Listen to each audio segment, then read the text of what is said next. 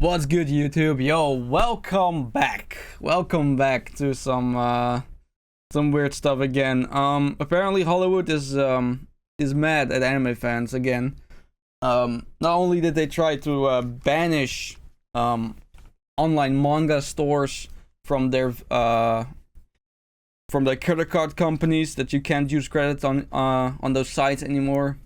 But now they're gonna go after the anime industry on its whole, like on its own, like the whole thing for some reason. So yeah, I don't know what's gonna happen. I don't know what's up with it, but we're gonna see. We're gonna find out. All right, let's go.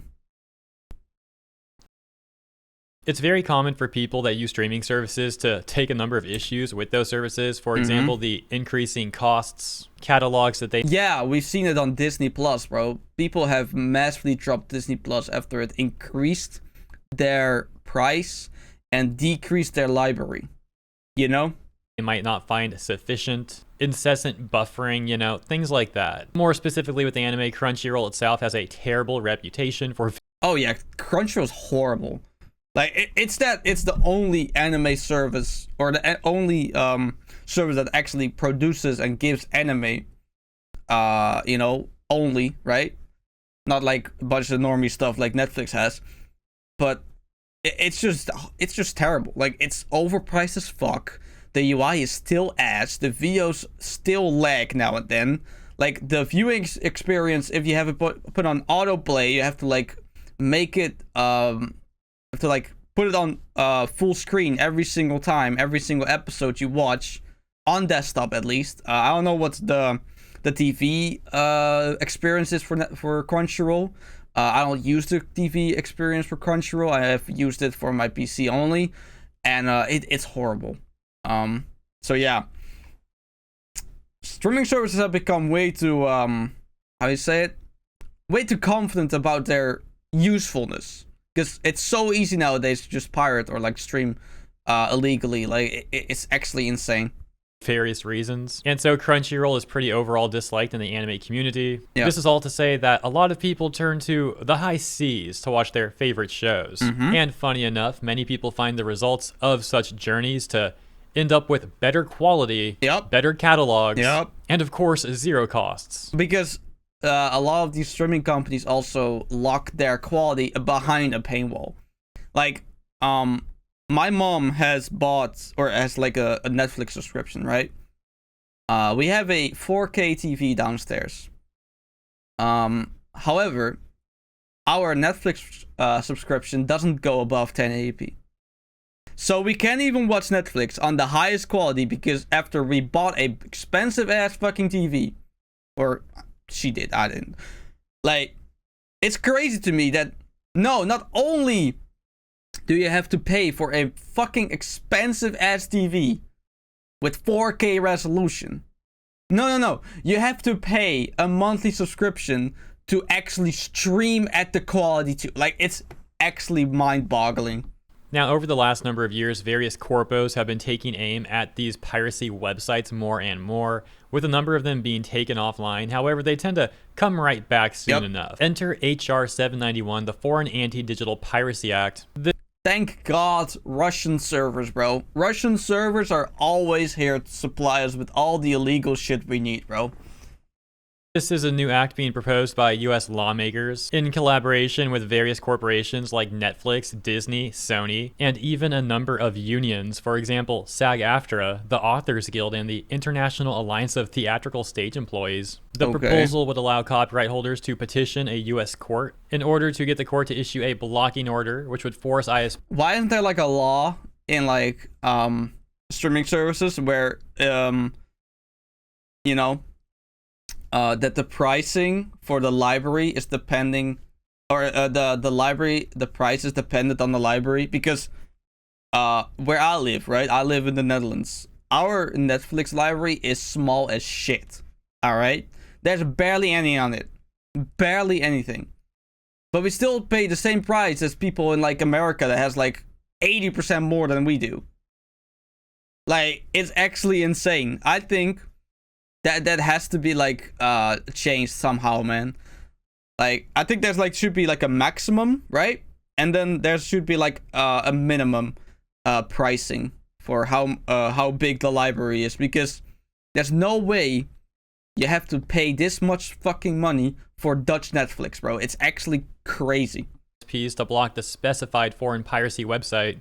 This may cause more people to turn to VPN services. However, others worry that down the road, not in this proposal, but potentially like years from now or something, that the government and the corpos may eventually also come for your VPNs. Such actions, of course, not simply being the result of like going after piracy, but rather a larger scope act of censorship in going after internet freedom. Now, going specifically back to the Foreign Anti-Digital Piracy Act, or FADPA, this thing was introduced by Rep. Zoe Lofgren, a California Democrat, on January 29th. Of course, it's a fucking Democrat. Oh my god, nothing Democrats do is actually good, I swear to god. I've never heard a policy Democrats are for that are actually is good, bro. 2025. And there's a number of things that would have to occur before this thing potentially passes or doesn't. For example, committee hearings and then debates on the House floor, all the way up to presidential action. The point being, we probably won't know the ultimate fate of this proposal anytime soon. And additional variables, for example, if there's unanimous support for this proposal, can greatly affect the time frame we're looking at. So let me know what you think about this escalation and their so-called war against piracy, and how instead of going after the piracy websites directly, they're now essentially attempting to leverage ISPs to facilitate their attacks. As always, thank you for tuning in. Hope you enjoy. You know what they should do? All right. There's a reason why YouTube is this successful, right? There's a reason why people are making a living out of YouTube. It's because, right, people can make money making YouTube videos. Why don't they make Netflix, Disney Plus, whatever, all free, no monthly subscriptions, right? It's all free, but instead you have to watch a couple ads. Instead, you just have to watch a couple ads. It works for YouTube. YouTube is massive. YouTube is rich as fuck. You really think Netflix, Disney Plus, Hulu, whatever other like streaming services, like, if you can't beat piracy, make it easier to watch your shit. Make it free. Make it free. You give it away for free, and then just put a couple ads in between. Trust me, bro. I will tell you.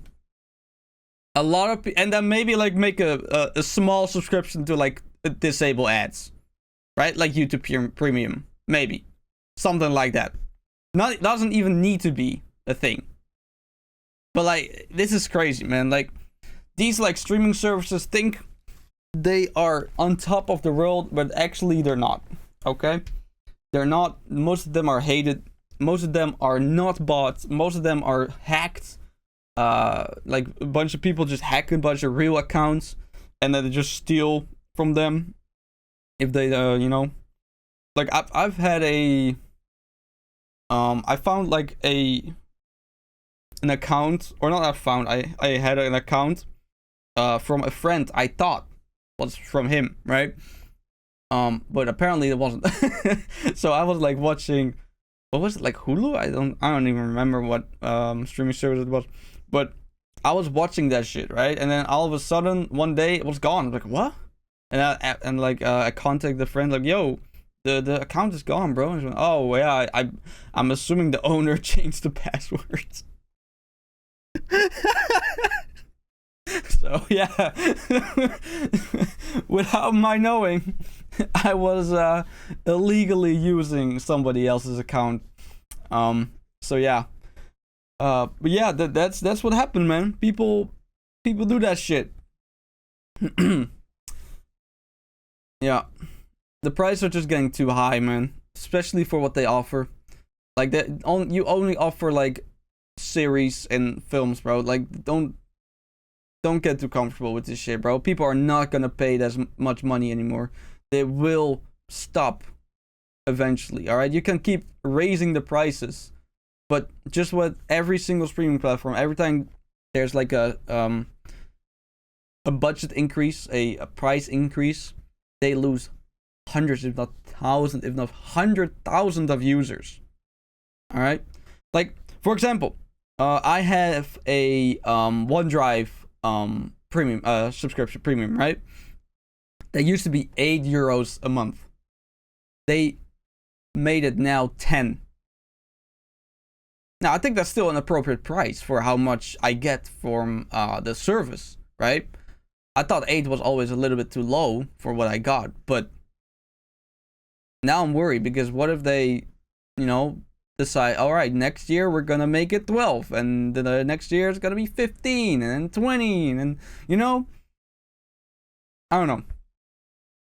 I don't like this inflation of subscription prices. I'm not gonna lie. But yeah. With that being said, that's about it. Take care.